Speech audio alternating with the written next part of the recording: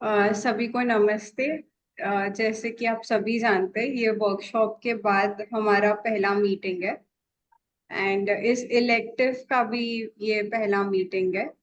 And अभी जैसे कि हमारे ग्रुप्स काफी रीशफल हुए हैं, तो ये सब्जेक्ट भी काफी लोगों के लिए शायद न्यू होगा इन टर्म्स ऑफ थ्योरी। पर अगर हम जीने की बात करें तो दिस इज समथिंग कि हमारे सभी के एक्सपीरियंस और डे टू डे लाइफ के बारे में ही ये सब्जेक्ट बात करता है। तो जैसे कि हमारा अभी सब्जेक्ट है interpersonal relationship and family science. So since the day we are born till the end it is always about living in relationships. हमेशा किसी ना किसी के साथ कांटेक्ट रहता है, एक संबंध रहता है। तो इसी का हमें और अभी प्रॉपर एजुकेशनल फॉर्म में क्या कॉन्सेप्ट्स है, क्या आइडियाज है, फैमिली को वेस्ट ने कैसे देखा, ईस्ट ने कैसे देखा, दर्शन में हम परिवार को कैसे समझ रहे। तो अब हमारे सब्जेक्ट का मूल जो है या बेसिस जो है वो हमें स्ट्रॉन्ग करना है। एंड आई फील ये सब्जेक्ट हमारे लिए पर्सनली भी काफी हेल्पफुल रहेगा इन टर्म्स कि हम इसको समझ पाएंगे कि परिवार संबंध ये जो हम सब बात कर रहे हैं ये थेरोटिकली किस तरह है और बाबा जी इसको किस तरह देख रहे हैं, हम इसको कैसे प्रैक्टिस कर सकते हैं। और साथ ही में एक काफी अच्छा अपॉर्चुनिटी हम सभी के लिए ये भी है कि हम इसको जितना ज्यादा इंटरेस्ट से इसके बारे में पढ़े, इसके बारे में प्रैक्टिकली लोगों से मिले, इंटरेक्ट करें, तो ये मुझे लगता है कि this will help us a lot, मतलब अपनी इंडिविजुअल संबंधों को भी समझने में, ठीक करने में। और साथ ही में एट अ होल समाज के लेवल पे आज क्या इश्यूज है, क्या चैलेंजेस है, उनको समझते हुए इसको आगे पढ़ना, लिखना, समझना, तो ये हम सभी के लिए काफी अच्छा एक्सपीरियंस होगा। एंड थेरी के साथ साथ कई जगह हम अपने लाइफ एक्सपीरियंसेस भी इसमें शेयर कर पाएंगे, तो आई फील एक काफी लाइवली सब्जेक्ट है टू स्टार्ट विथ। एंड काफी अच्छा ग्रुप भी हमारा इसमें बना है, lot of good learned people जो काफी एक्सपीरियंसेस के साथ ऑलरेडी आते हैं।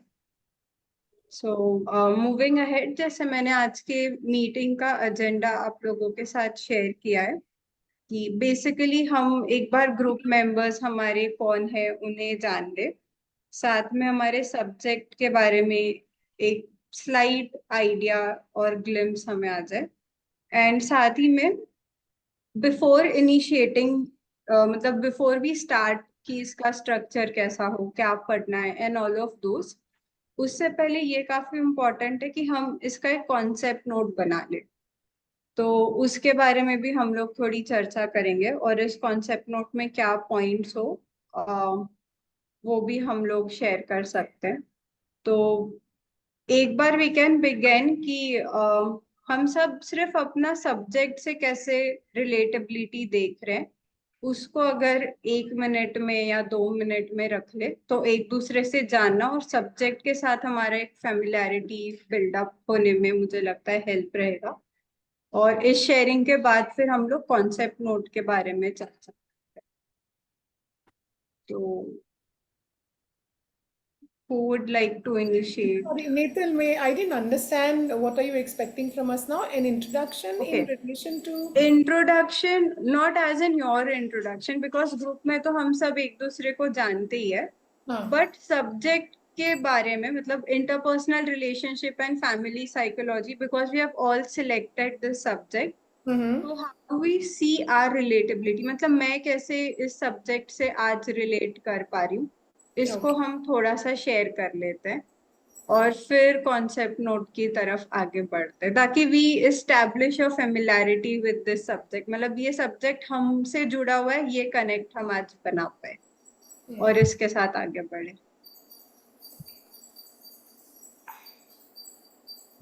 आई नो ये थोड़ा स्पॉन्टेनियस है, बट आई फील इसमें थोड़ा ओरिजिनलिटी और तुरंत सोच के जो फर्स्ट थॉट आ रहा है दैट कैन कम अप। जी मंगेश काका। नमस्ते सभी को। अभी नमस्ते। अपना टॉपिक जैसे है इंटरपर्सनल एंड फैमिली, तो एक इंट्रापर्सनल भी है इनिशियल वाला। तो हम्म। मेरे ख्याल से इसके कुछ रेफरेंस के साथ हम स्टार्ट कर सकते हैं। तो इंट्रा अगर अंदर का क्लियर है तो वो इंटर में कैसे रिफ्लेक्ट होगा, और उसके बाद फिर ये इंटर वाला और इंट्रा वाला जोड़ के फिर वो फैमिली में कैसे एक्सप्रेस होगा। ये सीक्वेंस थोड़ा मुझे ठीक लग रहा है। तो इंट्रा का एक छोटा सा इंट्रोडक्शन हो, और फिर वो इंटर के लिए क्यों जरूरी है, और ये दोनों कंबाइन करके फिर फैमिली में कैसे रिफ्लेक्ट होता है। तो इस जो भी थियरी है ये इसके आजू बाजू फिर मेरे ख्याल से जुड़ी होगी तो थोड़ा बेटर लगेगा ये। और फिर हम धीरे धीरे पूरे साइंस की तरफ इसको लेके जा सकते हैं, कैसे बना कैसे। बढ़िया। नेक्स्ट संदीप भैया। जी, मैं थोड़ा कंसंट्रेट नहीं कर पाया था, एक बार यदि दोहरा दें आपने जो भी रनी मैं दीदी को बस भैया बताया। ये बोल रही थी कि क्योंकि काफी लोगों के लिए ये नया सब्जेक्ट है, जैसे मंगेश काका पहले इन्वायरमेंटल साइकोलॉजी पढ़ रहे थे, रेनू मासी चाइल्ड साइकोलॉजी के ग्रुप में थी, तो अब जब हम फैमिली साइकोलॉजी ये सब्जेक्ट पढ़ रहे हैं तो इसके साथ हम कैसे रिलेट कर पाते हैं, पहले इसको थोड़ा सा चर्चा कर लेते हैं 10-15 मिनट्स, ताकि सब्जेक्ट के साथ हमारे कनेक्ट बन जाए और फिर हम कॉन्सेप्ट नोट पे आगे बढ़ते हैं। और सभी को नमस्ते, योगेश भैया को प्रणाम। तो कैसे फैमिली साइकोलॉजी और इंटरपर्सनल रिलेशनशिप ये दूसरे साइकोलॉजी के इलेक्टिव से कनेक्ट होता है, मैं ठीक समझ रहा हूँ? ऐसा ही आप पूछ रहे हैं? दूसरे इलेक्टिव से नहीं भैया, आज हम लोग अपने से कैसे कनेक्ट होता है जोड़ के देख रहे हैं। हाँ हाँ, मतलब तो मैं इसको क्यों पढ़ूं या ये जी, मुझसे कैसे बहुत कनेक्ट सुंदर, होता है ये चीज। बढ़िया। तो जैसे ही मैं अपनी बात करूं तो परिवार जो है वो एक बहुत ही लवली वर्ड है मेरे लिए, है ना। जब से हमारे कान में पड़ा है और इसको सोचना शुरू किया, हम सभी के लिए परिवार में ही हम हुए और परिवार में ही जो भी सुख के क्षण हम जीते हैं और उम्मीद रखते हैं। तो अब जब दर्शन आया और उसके बाद परिवार ही शिक्षा की जगह, परिवार में ही शिक्षा की वस्तु और परिवार में ही इसका प्रमाण, इस तरह से जब परिवार अपने वैभवित परिभाषा में मेरे सामने आया तो मुझे इसके अलावा और कुछ नहीं दिखा। कि जैसे ही परिवार शब्द आता है, जैसे इलेक्टिव सेलेक्ट करने की बात थी, तो मैंने फैमिली साइंस और इंटरपर्सनल रिलेशनशिप को ही सेलेक्ट किया। यही परिवार जो है, परिवार संबंध के मूल में है। जैसे परमाणु एक इकाई है, वैसे ही सामाजिकता के लिए परिवार एक इकाई। तो यही परिवार अलग अलग स्तरों से विश्व परिवार कहलाता है। अब जितने सारे मनोवैज्ञानिक तथ्य हैं वो इसी के प्रमाण स्वरूप आने वाले हैं। तो मेरे लिए परिवार, परिवार में मूल्य, परिवार में संबंधों का तालमेल, ये बहुत ही जिज्ञासा परक प्रश्न भी है। और इसको सीख करके मैं परिवार में जिस तृप्ति की बात कह रहे हैं उस तृप्ति तक पहुंचूंगा, ये मेरे लिए लक्ष्य भी है। तो इस तरह से मैं सबको कनेक्टेड देखता हूँ। और परिवार में चूंकि संबंध हैं, माता पिता संबंध, पति पत्नी संबंध, भाई बहन संबंध, पुत्र पुत्री आदि, तो इसमें पर्सनैलिटी आता ही है। और परस्परता में जो पूरकताएं हैं, जो मूल्य की बात है, शिष्टताओं की बात है, वो सब अब जिस जैसे जैसे खुल रहे हैं वैसे वैसे एक विश्वास भी आ रहा है, सैद्धांतिक अभी तो कंसेप्चुअली ही आ रहा है, लेकिन उसके साथ साथ व्यवहार में ही कहाँ मुझसे कमियां हो रही हैं इस पर ध्यान जा रहा है। तो ये एक बड़ा उपकार हो रहा है, खासकर मैं परिवार के संदर्भ में जब पर्सनल इंटरपर्सनल रिलेशनशिप को देखता हूँ तो। और अभी जो त्रस्त है, समस्याएं हैं, वो परिवार से ही शुरू हो रही हैं और परिवार ही उसमें प्रभावित भी हो रहा है। ये जो विखंडन है, सारा सारा ब्रेकअप, परिवार में हम तृप्त नहीं हैं, पहले भी, विद्या से पहले भी। मेरी एक अपनी मौलिक धारणा थी कि यदि परिवार मेरे बैकअप में खड़ा है तो मैं दुनिया पर फतह कर सकता हूँ, जीत सकता हूँ। दुनिया जीतेंगे तभी जब मेरे पीठ पर मेरा परिवार हो। ऐसा एक अस्पष्ट सा विचार आ ही रहा था, लेकिन अब जब ये तार जुड़ गए हैं तो इस पर विश्वास मेरा बढ़ गया। तो संक्षेप में मैं इतना ही कहूंगा, परिवार पढ़ना सभी चीज को पढ़ लेने जैसा। It is a motherboard of all the components in जी, बहुत ही साइकोलॉजी। बढ़िया। काफी अच्छा पर्सपेक्टिव आपने जोड़ा काका, बहुत ही अच्छा लगा। नेक्स्ट कौन शेयर करना चाहेंगे? I can make a go at yes it. Yes, please मासी। तो मैं बहुत बिल्कुल अपने से जोड़ के चालू भाषा में जो मुझे इसमें मिलेगा उसको आई वांट टू एक्सप्रेस कि योगेश जो मंगेश भैया ने बोला इंट्रा पर्सनल से इंटरपर्सनल, मेरा भी ऐसा ही कुछ मानना है। मुझे लगता है कि परिवार एक ऐसा फील्ड है, play field kind of a thing, कि जहाँ पर जो मैं समझी हूँ उसको मैं कितना जीने में उतार सकती हूँ, उससे अच्छी ग्राउंड मिलती नहीं है, क्योंकि आप उसके साथ हमेशा जीते हैं। और ये जो मेरी कोशिश ये है अभी थ्रू दिस प्रोसेस कि जो मैं अब तक समझी हूँ, जो पुराने ट्रेडिशन के थ्रू, मॉडर्निटी के थ्रू, ये सब मेरे साथ ही चल रहा है अभी, और साथ साथ जो विद्या में आ रहा है। लेकिन अभी इस दूरी पे मैं नहीं खड़ी हुई कि मैं उसको तुरंत विद्या के पर्सपेक्टिव से, दर्शन के पर्सपेक्टिव से हमेशा देख लूँ।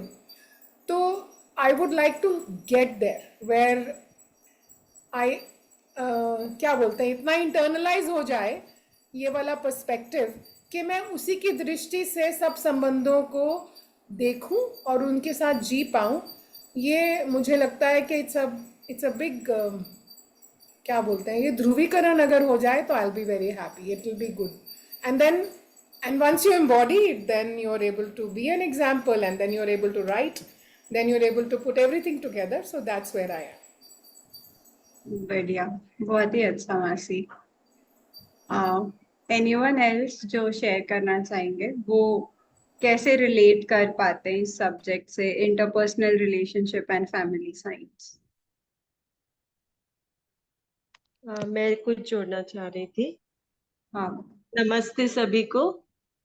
मैं अपने आप में भी यही देख पा रही हूँ कि जैसे हम सभी, मैं खुद भी एक परिवार का हिस्सा हूँ, और स्वयं से लेके परिवार और परिवार से लेके अखंड समाज तक, जब तक मैं खुद को अच्छे से नहीं समझ पाऊंगी और जब तक परिवार के जब सब टूल्स, क्योंकि अभी हमारा सबका अटकाव और मेरा भी अटकाव कहीं ना कहीं स्वयं में है, इसीलिए उसका आउटकम परिवार में दिखता है और परिवार से फिर समाज में दिखता है। तो मतलब हमेशा ये ध्यान जाता है कि समाज में ये कम है, ये ठीक नहीं है, ये ठीक नहीं है, वो ठीक नहीं है। पर जब से दर्शन से जुड़ना हुआ तो फिर ये अपने अंदर ही चलने लगा कि हाँ, ये सबका रिफ्लेक्शन कहीं ना कहीं मेरे से शुरू होता है और समाज और ग्लोबल तक जाता है। तो जब इस तरह से मैं चाहती हूँ कि मैं इससे जुड़ने से ये मेरे अंदर कुछ दिख भी रहा है, और इसमें मैं ग्रोथ चाह रही हूँ कि जैसे मैं अपने आप को ठीक कर पाऊं, मैं जो मतलब 24/7 संतुष्टि के साथ, विश्वास के साथ खड़ी हो पाऊं, तो ताकि उसका रिफ्लेक्शन मैं परिवार से लेके समाज और समाज से लेके अखंड समाज तक उसका आउटकम कर पाऊं, अपने अंदर देख पाऊं, समाज में देख पाऊं। तो बस मतलब इसीलिए मैं जुड़ना चाह रही हूँ इसमें, और इसमें मुझे लगता है कि हाँ, डेफिनेटली मेरी ग्रोथ इससे होगी ही। तो ये एक दिखता है, इसीलिए जितना होता है मतलब जुड़े रहना, और उसमें फिर आगे वर्कआउट सबके साथ मिलके करने का बहुत मन है ही। बढ़िया, मैं इतना ही रखना चाह रही हूँ। ठीक है। और कोई कुछ शेयर करना चाहेंगे? जी नमस्ते सभी को, नमस्ते। नमस्ते रमाशंकर भैया, काफी अच्छा लगा आपको देख के काफी समय बाद। मैं वीडियो ऑन कर लेता हूँ। मैं भी थोड़ा सा निकलना है, जल्दी से अपनी बात रख लेता हूँ। जी जी बिल्कुल। तो फैमिली साइंस को लेकर और इंटरपर्सनल रिलेशनशिप को लेकर जो मेरे भीतर अवधारणा बनती है साइकोलॉजी के पर्पज से, वो स्पष्ट। आवाज नहीं आ रही? नहीं, ठीक है भैया। हाँ, वो इस रूप में मैं इसको देख पा रहा हूँ कि साइकोलॉजी का तात्पर्य ही है कि हमारी मानसिकता में किसी भी संदर्भ को कैसे पहचान रहा हूँ। तो जहाँ तक फैमिली साइकोलॉजी और इंटरपर्सनल रिलेशनशिप की बात है, तो इसका भी मतलब इसी रूप में है कि परिवार में तो हम सभी होते ही हैं और परिवार में ही हमारा सारा जीना होता है। तो परिवार रूपी मैकेनिज्म को मैं कैसे पहचानता हूँ, ये एक बात, और कैसे पहचाना जाना चाहिए, ये दूसरी बात। और इसी प्रकार जो है अंतर संबंध मानव मानव के बीच है ही। इन अंतर संबंध के कई प्रकार हैं जिसको हम देख ही सकते हैं कि परिवार में, परिवार से समाज में, समाज से अंतर जो है अखंड विश्व में, या फिर दूसरे तरीके से देखें तो हमारा संगठनों के साथ, हमारा कई प्रकार की संस्थाओं के साथ जो हमारा निर्वाह होता है, सभी जगह अंतर संबंध को पहचानते हैं। और ये सभी अंतर संबंध जो हैं वो हमारी जिंदगी का एक हिस्सा है, और इन सब के विषय में मेरी मानसिकता में क्या स्वरूप है, इसको स्पष्ट होना एक आवश्यकता है। और यह सारी इंटरपर्सनल जो वास्तविकताएं हैं वह किस प्रकार से प्रभावी हैं और किस प्रकार से प्रभावी होने की जगह से ये होती हैं, इसको हमको हम सब में अगर ये इसकी स्पष्टता बनती है तो हम जो है इसको पर्याप्त व्यवस्थाकारी ढंग से जी सकते हैं। तो इस प्रकार इंटरपर्सनल रिलेशनशिप को लेकर, जिसमें क्या कहते हैं, कई आयामों में इसको देखा जा सकता है।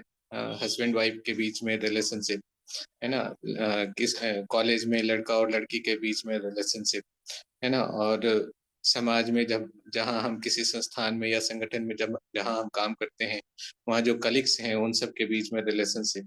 तो रिलेशनशिप को हर जगह स्त्री और पुरुष के संदर्भ से रिलेशनशिप है ना, वो बड़े और छोटे के संदर्भ से रिलेशनशिप, तो कई प्रकार से रिलेशनशिप को पहचान रहे हैं, इंटरपर्सनल रिलेशनशिप को। तो इन सब के संदर्भ में हमारी मानसिकता का स्वरूप क्या हो, ये स्पष्ट कराना फैमिली साइकोलॉजी का मुझे लगता है कि आवश्यक संदर्भ है जो दिखाए जाए, ऐसा लगता है। तीसरी एक बात और जो इसमें से जुड़ी है वो है कि अभी तक में जो समस्याएं और जो चुनौतियां हम सबके बीच में इंटरपर्सनल रिलेशनशिप को लेकर के है और फैमिलीज को लेकर के है, तो उन सब के मूल में कारण क्या है, उन कारणों की भी पहचान हो, और उन कारणों का जो निश्चित समाधान है उस समाधान को भी हम पहचान सकें। इस प्रकार मैं अपनी मानसिकता में पर रिलेशनशिप को लेकर के और फैमिली को लेकर के मुक्त हो सकूं, ये पूरा का पूरा आशय जो है इस इलेक्टिव कोर्स के द्वारा दिए जाने की बात मुझे लगती है। जी, बढ़िया भैया, काफी अच्छे से आपने रखा। आ, मैं बाल मुकुंद भैया को रिक्वेस्ट करूंगी अगर वो कुछ पर्सपेक्टिव शेयर करें इस सब्जेक्ट को लेके।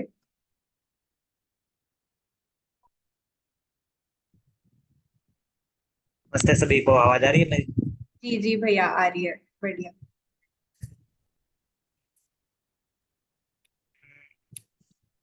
दर्शन से जब मेरा परिचय हुआ 2005 में, और जो जैसे सबका परिचय होता है परिचय शिविर से, तो एक पर्सपेक्टिव अपन को समझ में आता है कि दर्शन अध्यात्मवाद और मतलब आदर्शवाद और भौतिकवाद से विकल्प की बात कर रहा है। और विकल्प को देखें तो मूल में व्यक्तिवाद से अलग हटके हम कैसे सहअस्तित्व पूर्वक जी सकें, ऐसा एक अपन को पर्सपेक्टिव देने की बात आती है। लेकिन फिर जब अपन इसको समझने जाते हैं तो समझने में सबसे बड़ा मतलब अटकाव भी यही होता है कि हमारे सोच विचार का जो इंटरप्रिटेशन जो होता है ना, वो या पीछे बैकग्राउंड जो होता है दोनों, तो वो व्यक्तिवाद आधारित है। और हम जीवन विद्या को भी जब अध्ययन करने जाते हैं तो एक उदाहरण देखें तो अपन जब जीवन क्रिया को पढ़ाई करते हैं तो उसमें जो अपन उदाहरण लेते हैं ना जीवन को समझने के लिए 4.5 क्रिया का, तो हम उदाहरण लेते हैं कि भाई जैसे जूते का चयन होता है ना, और कुछ रसगुल्ले का आस्वादन होता है, और कुछ घर बनाने का चित्रण होता है, या कहीं ट्रेवल पे जा रहे हैं, पहाड़ पे घूम रहे हैं, उसका चित्रण होता है ना। और इन सारे जूते, चप्पल और रसगुल्ले और पहाड़, नदी, घर, इनके लिए विश्लेषण होता है। तो ठीक से देखेंगे ना तो इस वाले नैरेटिव में कहीं पर भी ना संबंध नहीं है ना, एकदम। इसको देखेंगे तो एक व्यक्ति है और जड़ क्रियाएं हैं सारी। तो ये जो इंटरप्रिटेशन है जो अपन को परिचय शुरू में मिलने को मिलती है, और हम है ना अगले कई साल तक इसके ऊपर सोचते रहते हैं और सोचते हैं इसमें मुझे कुछ जीवन क्रिया दिखाई देगी। एक्चुअल में इसमें जीवन क्रिया कुछ दिखाई नहीं देगी इस पर्सपेक्टिव में, क्योंकि ये पर्सपेक्टिव अस्तित्ववाद का है।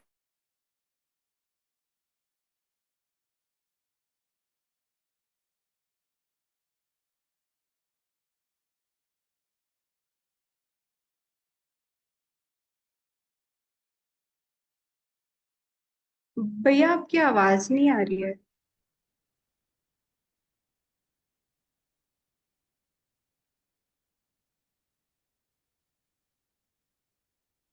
बालमुकुंद भैया।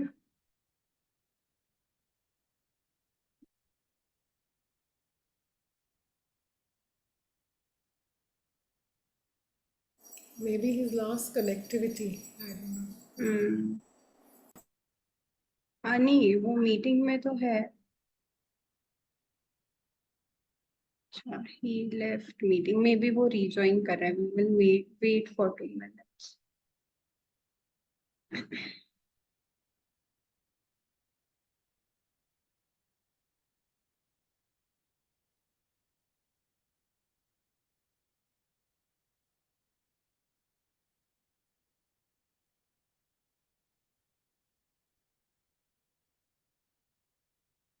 हम्म।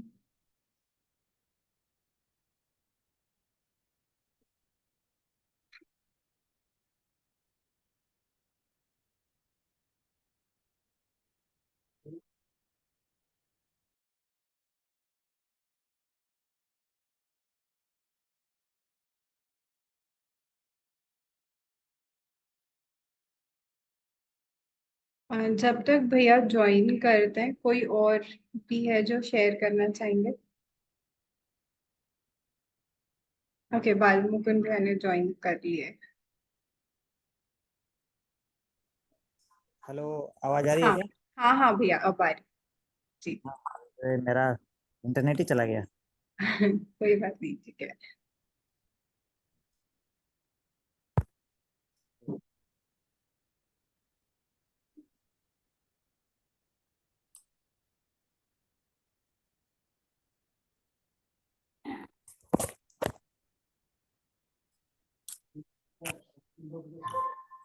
जी फिर से भैया। डिस्कनेक्ट हो गया शायद। हाँ, नहीं नहीं, अभी अभी आवाज आ रही है ना मेरी? हाँ हाँ भैया, आ आ रही रही है। है भैया, आ रही फिर है। से। पता नहीं क्या हुआ, वो समझ नहीं आया, फिर मैं लैपटॉप से मोबाइल पे शिफ्ट हो गया अभी। हाँ हाँ, ठीक है भैया। तो हाँ, तो हम लोग क्या है ये, कहीं ना कहीं जो है वो एक तरह से व्यक्तिवाद टाइप से ही एक सोच विचार चलता रहता है, और उसी में अपन सोचते हैं कि हमको जीवन आएगा, या फिर जीवन को समझकर हम संबंध में जीने लग जाएंगे, ऐसा।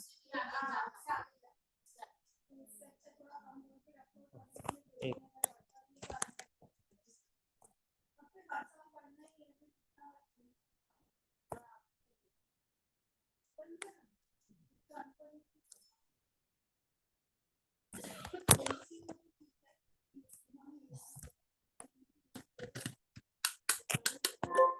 हेलो। जी भैया, आ रहा है आपका आवाज। तो ठीक से देखे ना तो विकल्प जब अपन पढ़ते हैं तो अध्ययन बिंदु, तो जीवन की जो 10 क्रियाओं का चार्ट लिखा रहता है, तो उसमें बहुत क्लियरली लिखा रहता है कि संबंध का चयन और मूल्यों का आस्वादन, है ना। जबकि हम लोग जो है वही जूते का चयन और रसगुल्ले के आस्वादन की तरह से ही उसको इंटरप्रेट करते हैं। तो एक बार हम बाबा जी के साथ बैठे हुए थे, तो विधि थी, तो वो पूछे कि बाबा जी हम लोग पपीता खा रहे हैं, तो इसमें पपीते का आस्वादन कर रहे हैं। बाबा जी बहुत जोर से डांटे कि पपीते का आस्वादन नहीं होता है, संबंध का चयन और मूल्यों का आस्वादन होता है। तो फिर उस पर थोड़ा बहुत सोचे, तो फिर समझ में आया कि हम लोग जो है ये जीवन को ठीक से समझ ही नहीं रहे हैं। तो जीवन को जो 4.5 क्रिया है उसको ठीक से देखेंगे तो वो संबंध में जीने के स्वरूप में ही समझ में आता है। और जो अपन सेल्फ को समझने की बात कर रहे हैं वो सेल्फ तो जो है 5.5 क्रिया में पहुंच जाता है, जहाँ पर फाइनली तो वो सेल्फ सबसे लास्ट में निकल के आता है जिसको आत्मा बोल रहे हैं अपन। और वहां पर भी वो व्यक्तिवादी तरह से आइसोलेशन में नहीं रहता है, वहां तो और बड़ा हो जाता है उसका दायरा, है ना, पूरे अस्तित्व में पहुंच जाता है। तो जीवन को समझने की या जो अपन बोल रहे हैं साइकोलॉजी को समझने की या आदमी को समझने की जो बात है वो संबंधों में ही समझने की बात है, जिसका एक मिनिमम लेवल जो है वो परिवार है, जो सबसे छोटा जो लेवल है। तो ये साइकोलॉजी के हिसाब से ना पूरा एक अलग ही पर्सपेक्टिव है। अभी का पूरा साइकोलॉजी जो है वो व्यक्तिवाद तरह से आइसोलेशन में ही समझने जा रहा है। जैसे इंटरपर्सनल को भी समझने जाते हैं तो वो रिलेशनशिप्स को हम परिवार के अंदर ही समझ सकते हैं ना, रिलेशनशिप्स को।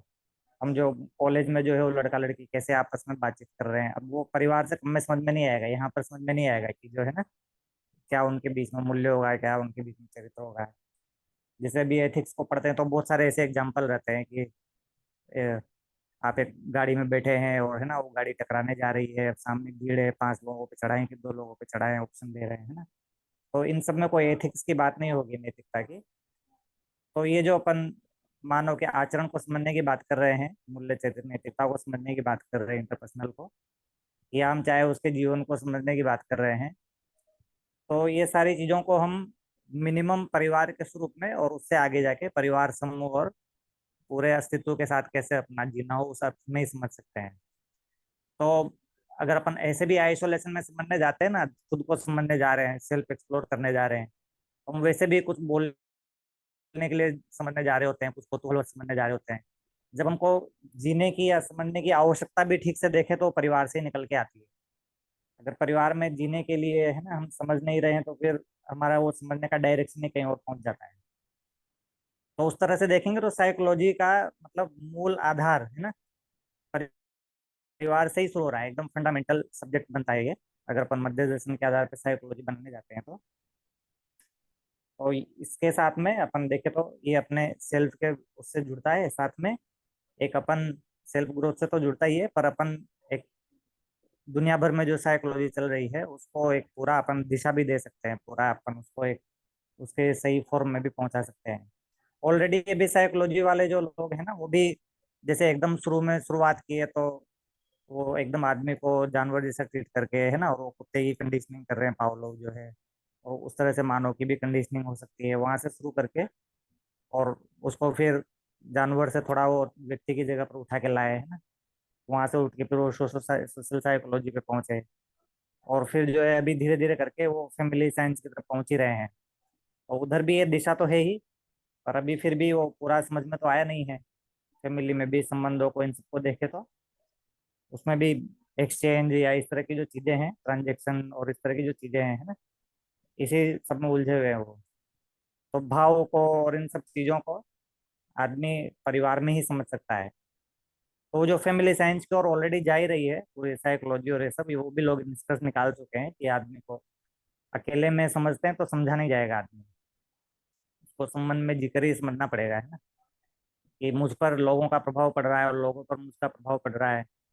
तो इस सारी चीज को जब हम समझेंगे तो वो संबंधों में ही समझना पड़ेगा, है ना।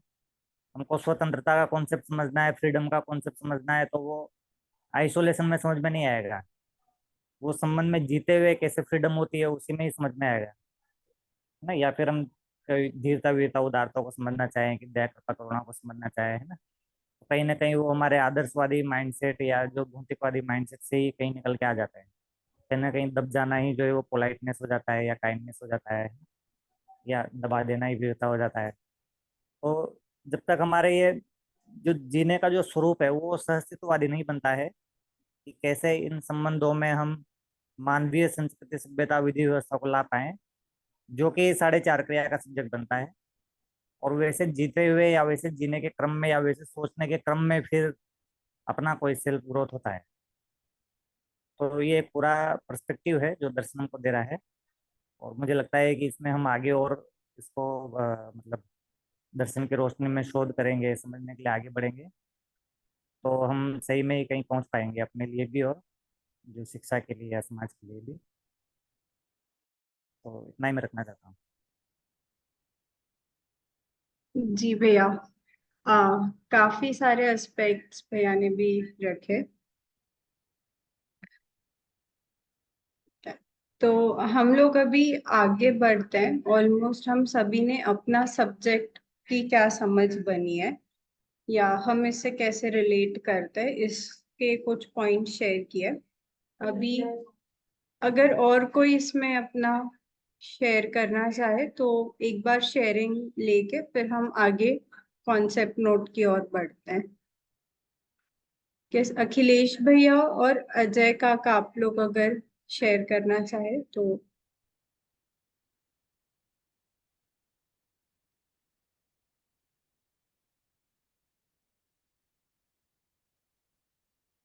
जी बेटा। जी हरिहर।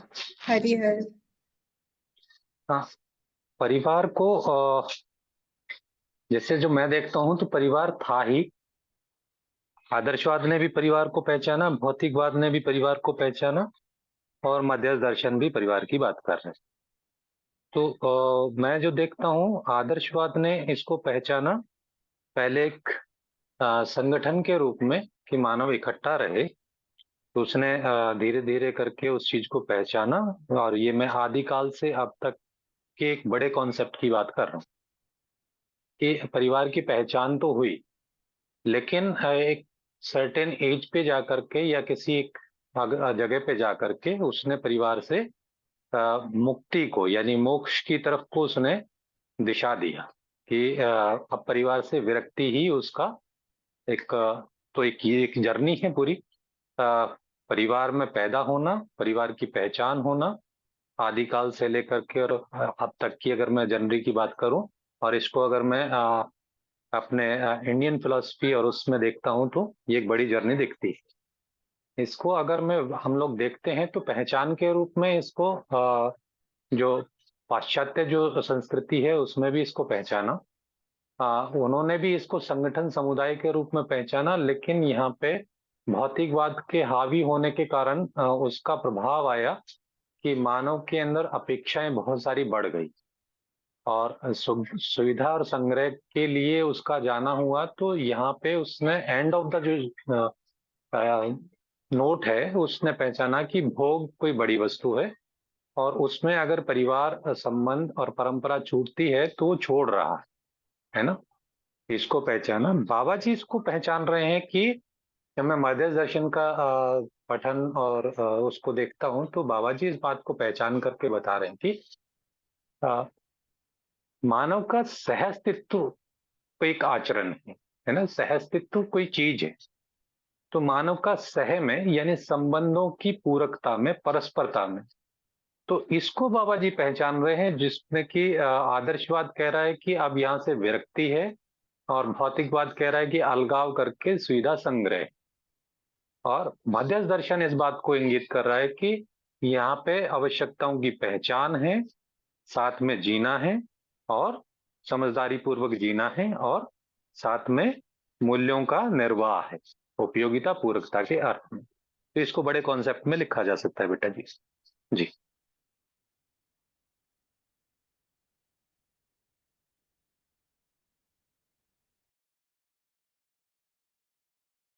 जी बढ़िया काका। अखिलेश भैया आप कुछ शेयर करना चाहेंगे?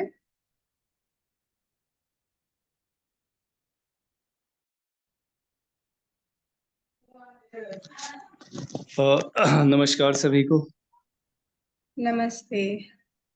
अभी वर्तमान स्थिति ऐसी है कि मेरे पास एक गेस्ट बैठे हुए हैं और मैं सबको सुन रहा हूँ, पर मैं अभी बहुत कुछ शेयर करने की स्थिति में नहीं दिख रहा हूँ। ठीक है तो फिर किसी और मीटिंग में हाँ शेयर हाँ करेंगे। बिल्कुल। तो हाँ, मुझे वो वेटिंग पेंडिंग वाले में रख दीजिएगा। ठीक जी ठीक है नो। नमस्कार। नमस्कार। नमस्ते। तो बहुत ही अच्छा, मतलब ऑलमोस्ट सभी ने इस सब्जेक्ट से कैसे अपने आप को रिलेट कर पाते हैं इस चीज को शेयर किया। अभी इसमें नेक्स्ट स्टेप या हमारा फर्स्ट स्टेप इस सब्जेक्ट को आगे समझने में ये रहेगा कि हम लोग इसका कॉन्सेप्ट नोट एक सब लोग मिलकर लिख पाए। तो मैंने इसमें कुछ पॉइंट्स जॉट डाउन किए जिन मुद्दों पर हम लोग इस कॉन्सेप्ट नोट को बिल्ड कर सके। तो ये हम सभी का एक कोलैबोरेटिव एफर्ट जैसा हो, एंड इसमें कुछ अलग नहीं लिखना है। अभी जो आप लोगों ने शेयर किया मोरलेस उसी को हमें साथ में मिलकर लिखना है। तो इसके कुछ पॉइंट्स है जो मुझे लगे और मैं अभी मतलब मैंने इसमें नोट किए। इसमें अगर आप लोगों को लगता है कि कुछ और पॉइंट्स भी हमने इसमें जोड़ने चाहिए तो हम उन पॉइंट्स को भी इसमें जोड़ सकते हैं। तो जैसे सबसे पहले हमारे जो कॉन्सेप्ट नोट है ये हम interpersonal relationship and family psychology इस सब्जेक्ट के लिए लिख रहे हैं।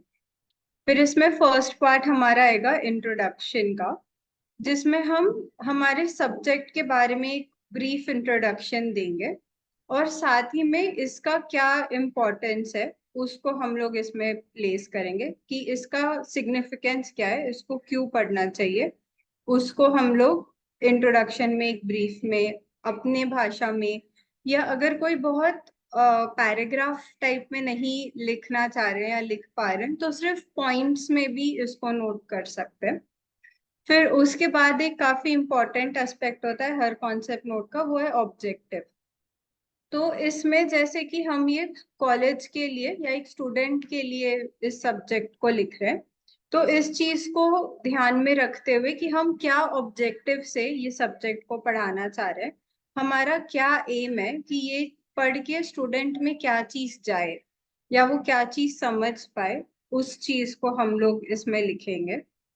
एंड उसके बाद फिर रैशनल। रैशनल इज कि ये सब्जेक्ट हमें क्यों पढ़ना है और इसका क्या इम्पोर्टेंस है। और इसको हाईलाइट करने के लिए एक बहुत अच्छा तरीका होता है कि जो गैप्स है अभी या जो प्रॉब्लम्स अभी हो रही है उसको हम इस चीज में ला सकते हैं कि because of these rising issues हम इस सब्जेक्ट का और ज्यादा इम्पोर्टेंस है या इसको और पढ़ने की और समझने की जरूरत है। फिर साथ में इस चीज को हम आगे भी सोचेंगे। अभी शायद स्कोप हम बहुत नए ना लिख पाए, पर स्कोप में हम लोग मे बी सेकेंड या थर्ड मीटिंग में हम स्कोप पे और बात कर पाएंगे कि हम अपने सब्जेक्ट में किन डायमेंशंस को इंक्लूड करेंगे। जैसे कि आज के मीटिंग में कुछ चीजें जो मुझे समझ में आई जो स्कोप में शायद आ सकती है कि एक है इंट्रापर्सनल, इंटरपर्सनल और फिर फैमिली को समझना, तो ये एक तरह से स्कोप हुआ। फिर एक और शेयरिंग में ये भी आया कि परिवार से अखंड समाज सार्वभौम परिवार तक का जो बात है, तो ये भी एक स्कोप हुआ। उस स्टडी का स्कोप कितना है उसको हम लिख पाए। और इसमें हमें ये भी चीज सोचनी है कि हम केवल इसमें दर्शन की बात नहीं कर रहे, हम इसमें वेस्टर्न साइकोलॉजी, ईस्टर्न पर्सपेक्टिव्स और साथ में दर्शन को प्लेस कर रहे हैं। तो इन तीनों चीज को हम किस तरह प्लेस करें, किस टॉपिक में किसका कितना वेटेज हो, ये सब भी हमारे स्कोप के एम्बिट में आएगा। इसको हम धीरे धीरे और डिटेल कर सकते हैं, बट अभी स्कोप में आज जितनी चर्चाएं हुई इसके बेसिस पे कुछ मुद्दे हम इसके स्कोप में लिख पाएंगे। फिर एक पॉइंट हो सकता है कि एक्सपेक्टेड आउटकम्स। एक्सपेक्टेड आउटकम्स में फाइनली इस तरह का स्टडी करके क्या अचीव होगा। तो जैसे समाधान, समृद्धि, अभय, सह अस्तित्व, मानव लक्ष्य, इस तरह की जो चीजें हैं जो फाइनली ये पढ़ने से हम अचीव कर पाएंगे उसको हम लिख पाए। एक क्लियर आइडिया कि वेस्टर्न, ईस्टर्न और मध्यस्थ दर्शन क्या बोल रहा है ये स्टूडेंट्स में जा पाए। And through the entire process हमें ये भी समझना बहुत जरूरी है कि हम तीनों सब्जेक्ट्स को जस्टिस देते हुए और तीनों सब्जेक्ट्स को क्रिटिकली पढ़े। मतलब हमारा दर्शन को लेके बहुत ज्यादा बायसेस लिखने के ड्यूरेशन में ना आए, क्योंकि जब हम इस तरह की कोई जिम्मेदारी लेते हैं जहाँ हम कंटेंट लिख रहे हैं या कंटेंट डिलीवर कर रहे हैं, तो ये काफी इम्पोर्टेंट भाग होता है। डिलीवर कर रहे हैं वो जैसा है उसको वैसा आगे रख पाए, मतलब हमारे उसमें बहुत ज्यादा हम ओपिनियंस इस तरह से ना डाले। तो इसमें हम आउटकम्स को मेंशन कर सकते हैं। देन उसके बाद एक पॉइंट हो सकता है कि पोटेंशियल इम्पैक्ट, कि ये पढ़ने से स्टूडेंट्स को क्या बेनिफिट होगा। इस चीज को हम क्लियरली लिख सकते हैं। एंड टाइमलाइन तो अभी फिलहाल हम इसको 3 मंथ्स या 6 मंथ्स का टाइमलाइन लेकर हम लोग इसमें आगे बढ़ सकते हैं। एंड साथ में किस तरह के रिसोर्सेज हमें चाहिए, किस तरह के लोगों से हमें कनेक्ट करने की जरूरत होगी ताकि हम इस कंटेंट को और अच्छे से लिख पाए, उसको हम लोग मेंशन कर सकते हैं, ताकि आगे जैसे भी हमें मौका मिले या इस तरह के कुछ लोग जैसे फैमिली काउंसलर्स है या एजुकेशनलिस्ट है या ऐसे लोग जो फैमिलीज को या इंटरपर्सनल रिलेशनशिप्स को इस तरह की स्टडीज में कुछ रिसर्च कर रहे हो या इस फील्ड के टीचर्स हो, उस तरह के एक्सपर्ट्स को हम कनेक्ट कर सकते हैं और ये हमारे लिए रिसोर्सेज के रूप में गाइड कर पाएंगे। और लास्ट में रेफरेंस, तो जो भी रेफरेंसेस हमें मिलते हैं हम उसका एक लिस्ट दे सकते हैं, शेयर कर सकते हैं। और ये हम सब इंडिविजुअली, नॉट नेसेसरी कि हम ये सारे पॉइंट्स पे लिखे, बट आज जितनी हमारी चर्चा हुई है हमने ऑलरेडी इसमें से काफी मुद्दों के बारे में बात कर चुके हैं। तो इट इज जस्ट दैट कि अभी हमें थोड़ा लिखने का भी प्रयास करना होगा। तो ये पॉइंट्स मैं एक बार ग्रुप में शेयर करती हूँ। इसमें अगर आप लोगों को लगता है कि कुछ ऐड करना है तो वो शेयर कीजिएगा। And again it is not necessary कि हम एक प्रॉपर फॉर्मेट में इसको पूरा लिख पाए। अभी जो भी याद आता है या जो भी लगता है, जितना आज हमने शेयर किया उसको भी अगर हम लिख पाते हैं तो इससे भी मुझे लगता है कि हमारा एक सब्जेक्ट का काफी अच्छा कॉन्सेप्ट नोट बन पाएगा। तो मैं अपने तरफ से इतना कॉन्सेप्ट नोट के बारे में रखना चाहती हूँ। अगर आप लोगों के कुछ इसको लेके सवाल हो या कुछ इसमें आप लोग ऐड करना चाहे तो इट इज मोस्ट वेलकम। ये रिसोर्सेज में आपके पास कुछ अच्छे ऐसे रिलेवेंट मटेरियल हो ना जो हाँ बालमुकुंद भी, आपकी आवाज नहीं आ रही है मुझे। अभी आ रही है क्या? अभी हेलो हेलो हेलो भैया हमको तो सुनाई दे रही है, नीतल तुमको दे रही है? अभी आ रही है। हेलो जी भैया बोलिए, अभी आ रही है बोल रहा हूँ आवाज। रिसोर्सेज में आपके पास कुछ अच्छे मटेरियल हो ना, कुछ सॉफ्ट कॉपीज हो अच्छी बुक्स की या ऐसे, तो आप कुछ लाइब्रेरी वगैरह बना के लिंक शेयर कर सकते हैं, तो हम लोग या सब लोग उसको रेफर भी कर सकते हैं, और भी किसी के पास हो तो उस पर अपलोड भी कर सकते हैं ऐसे रिसोर्स के लिए। गूगल ड्राइव या ऐसा कुछ शेयर कर सकते हैं आप। जी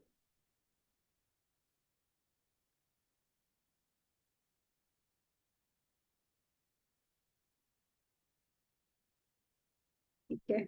और कोई कुछ शेयर करना चाह रहे हैं? मैं बहुत बेसिक सवाल पूछ सकती हूँ क्या? हाँ हाँ बिल्कुल मौसी। ये concept note, what are we trying to achieve through the concept note? Because मैंने ये ज़्यादातर अभी तक तो यही प्रैक्टिस चल रही है, जो आपने पॉइंट्स लिखे इनके इर्द गिर्द ही सब लोग ऐसा ही कॉन्सेप्ट नोट बना के देते हैं। And maybe it's my personal limitation but I am bringing it to light, there are many like me, कि ये इतने ज़्यादा इंटेलेक्चुअल हो जाता है कि इसके नुआंसेस पता ही नहीं चलते हैं, दे आर ब्लर्ड बाउंड्रीज, जैसे स्कोप, ऑब्जेक्टिव, यू नो, ये सब। So what I am wanting to understand is कि कॉन्सेप्ट नोट देने के पीछे हमारी क्या इंटेंशन है, and can it be given in a very common sensical way that people understand clearly? यही पर्पस होगा ना? हाँ हाँ कि इसी फॉर्मेट में, I know you did mention that we don't need to stick to the format.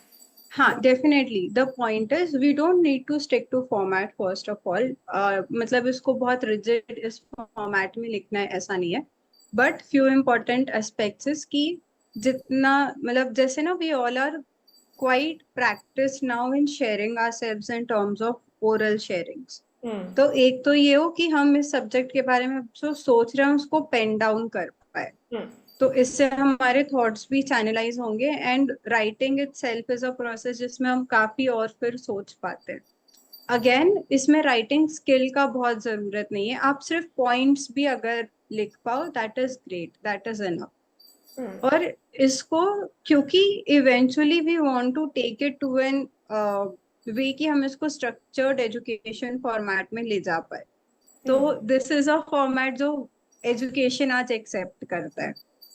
So to go there and to be part of the academics and education system, there are certain formats जिनमें हमें eventually जाना होगा.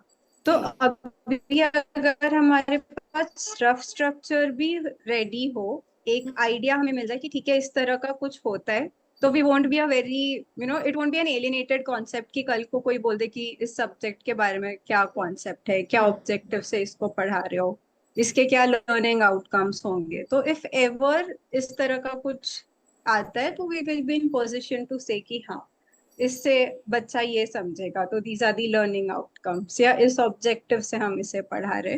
This is for our clarity of the subject. समझ गई. तो basically हम लोग एक बैलेंस सा मेंटेन करके चल रहे हैं, जो हमको देना है देंगे, लेकिन उस स्ट्रक्चर में कर रहे हैं that it's recognizable by most of the people that they are used to. I get it. Yes, absolutely. ठीक है. क्या और किसी के कोई इसको लेके सवाल या कुछ शेयरिंग, कुछ इसमें ऐड करने जैसे पॉइंट्स लग रहे हो तो वो भी बताइएगा.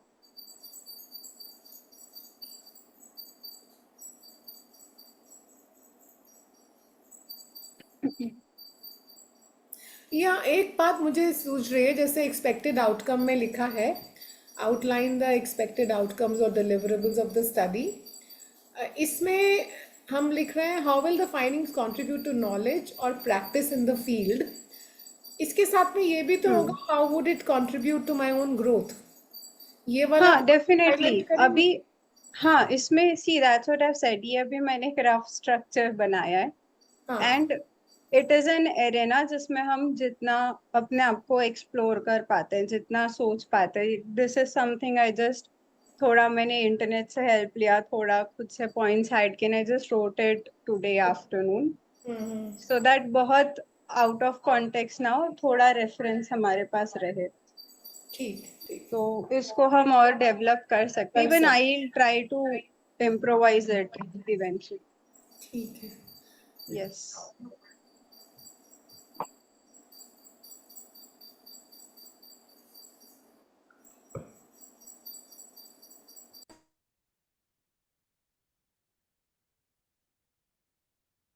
जी मंगेश काका. हाँ बेटा, अभी आज का जो डिस्कशन हुआ ना, तो उसमें से जितना मैं समझ पाया, मैंने छोटे छोटे पॉइंटर्स बनाए हैं. तो मैं ये अपना मीटिंग खत्म होता है तो मैं ग्रुप पे शेयर कर दूंगा. हाँ बिल्कुल. है ना, हिंदी और इंग्लिश ऐसा मिक्स है, बट जितना थोड़ा बहुत मुझे समझ में आया और ध्यान गया, तो उसमें फिर जैसे सबको जोड़ना है, एडिट करना है, कुछ निकालना है, तो वो डिस्कशन तो एटलीस्ट चैट पे हो जाए. यस बिल्कुल. है ना, और जिसको आज भी हमने जैसा जैसा जितने सूझता जाए पॉइंट्स ऐसे. डिस्कस किए हैं ना, ये हाँ मैक्सिमम यही सब कॉन्सेप्ट नोट में आना होगा. इससे करेक्ट. ज्यादा बाहर कुछ है नहीं. को अगर हाँ स्ट्रक्चर्ड फॉर्म में लिखेंगे तो हमारा कॉन्सेप्ट नोट बन जाएगा. ठीक है, तो मैं ये मीटिंग हो जाए वैसे फिर वो पेस्ट कर देता हूँ ग्रुप पे. जी है ना, बढ़िया. फिर जिसको और कुछ ऐड करना है तो उसी में ऐड करिए, या तो फिर और कुछ अलग सूझ रहा है तो फिर अपने पास 12-15 पॉइंट्स की लिस्ट हो जाएगी. फिर इसको कैसे, इसको हाँ एम्स में कौन सा चीज एम्स में फिट करना है, कौन सा रैशनल में डालना है, वो भी फिर आप थोड़ा सा देख के फिर करिए. मतलब सुझाव दे सकते सर. जी बिल्कुल. तो थोड़ा सा एक रास्ता क्लियर दिखेगा कि किस हिसाब से फिर वो जो जो भी हम पढ़ रहे हैं वो कौन से पैटर्न में उसको फिट करना है करंट का सिलेबस के हिसाब से.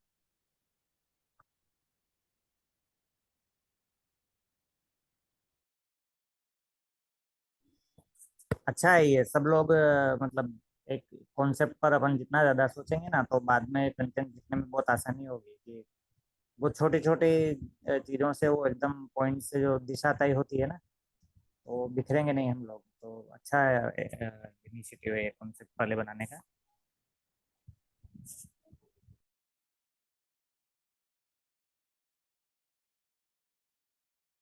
ठीक है बढ़िया.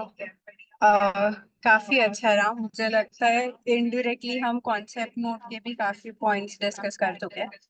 एंड इसको थोड़ा और जब हम सोच के लिखेंगे तो और प्रिसाइज हो जाएगा.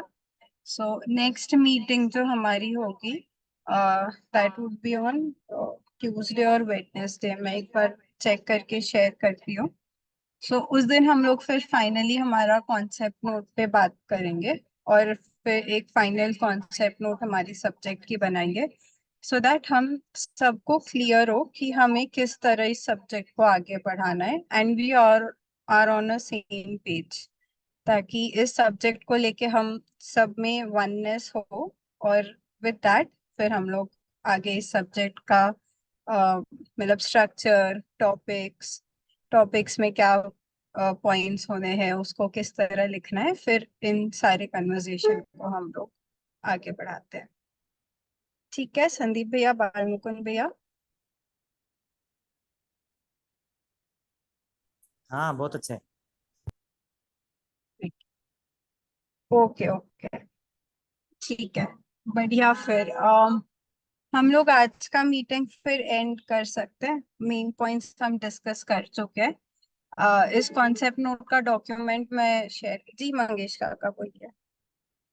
अ, थोड़ा अगर मीटिंग का सीक्वेंस का भी कुछ टेंटेटिव हो जाए बेटा, तो थोड़ा मतलब वो पढ़ने के लिए और शेयरिंग के लिए थोड़ा सा फिर कैसे कैसे काम हाथ में लेना है वो हिसाब से थोड़ा सोच सकते हैं क्या? It is once a week रखना है कि कैसे? ट्वाइस अ वीक सोचा है काका अभी. मतलब इस तरह ओके. से सोचा है कि हफ्ते में 2 दिन सेल्फ एंड पर्सनालिटी का मीटिंग, 2 दिन फैमिली साइकोलॉजी का, और हमने इंग्लिश के लिए भी कुछ लोगों को इंग्लिश में थोड़ा इम्प्रूवमेंट और राइटिंग स्किल्स के लिए थोड़ा गाइडेंस चाहिए था. तो एक स्किल बिल्डिंग के लिए इंग्लिश का 2 दिन सेशंस इवेंचुअली प्लान कर रहे हैं. ओके. तो इस तरह से एक लॉन्ग टर्म 3 मंथ्स का प्लान रहेगा. और एक ठीक. दिन दर्शन को लेके चर्चा करेंगे. मतलब पहले थोड़ा मध्यस्थ दर्शन का बेसिक और फिर मानव संचेतनावादी मनोविज्ञान. ठीक है चले. तो 2 दिन धन्यवाद. कौन से रखने हैं वो मैं शेयर करती हूँ. ये टाइम सबके लिए कंफर्टेबल है ना, 7 to 8? हाँ, आई थिंक मोस्ट लोगों का वो फॉर्म के हिसाब से तो आया है 7 से 9 के हाँ बीच हाँ, का. वही फॉर्म के अकॉर्डिंग सभी का मतलब मैक्सिमम हाँ 7 to 8 ही है. ठीक है, बढ़िया है. फिर आज का मीटिंग तो काफी बढ़िया. मुझे पर्सनली काफी सेटिस्फैक्टरी लगा. आगे हम लोग फिर इसी तरह आगे बढ़ते हैं. काफी अच्छा रहा, बेनिफिशियल में सबका शेयरिंग भी आया, काफी रिलेवेंट कन्वर्सेशन हो पाए. So is there a homework that we are supposed to take along and come back with the next week when we meet? Yes, next week we can come up with the points कि ये concept note पे on certain heads हम लोग क्या क्या सोचते हैं, so that हम कॉन्सेप्ट नोट्स के कुछ पॉइंट्स जॉट डाउन करके ले आए और फिर सब साथ में अपने अपने पॉइंट्स को प्लेस कर लेंगे और एक फाइनल ड्राफ्ट हमारा बन जाएगा. Done. परफेक्ट. ठीक है, तो मैं आज के फिर Thank अपडेट्स you. हम लोग ग्रुप में शेयर करती हूँ Yeah. एंड आगे की मीटिंग का भी आप लोग को अपडेट दे. Thank you. Thank you so much for joining. Good night. Thank you, bye bye, good thank night. You. नमस्ते सभी को. बहुत Thank you धन्यवाद. so much. Thank you. नमस्ते, थैंक यू. नमस्ते सभी को.